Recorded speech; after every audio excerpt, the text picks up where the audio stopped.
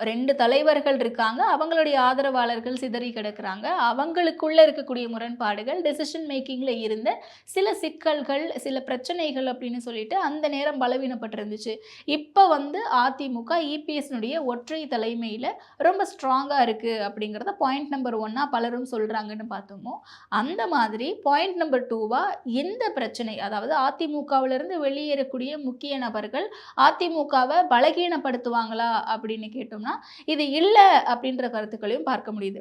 இது 2வது சிக்கல். அண்ட் 3வதா அதிமுக ஒவ்வொரு காலகட்டத்திலயும் பிளவுபட்டுக்கிட்டே இருக்கு அப்படின்றத சொன்னாங்க. ஏன்னா ஓபிஎஸ் அவர்கள் கட்சியை விட்டு வெளியே போகும்போது ஒரு தரப்பினர் இல்ல இபிஎஸ் உடைய தலைமையில அதிமுக ரொம்பவும் ஸ்ட்ராங்கா இருக்கு. ஒற்றை தலைமை தான் என்னைக்குமே ஒரு வலிமையான தலைமை அப்படின்னு சொல்றதையும் பார்க்க முடிஞ்சது.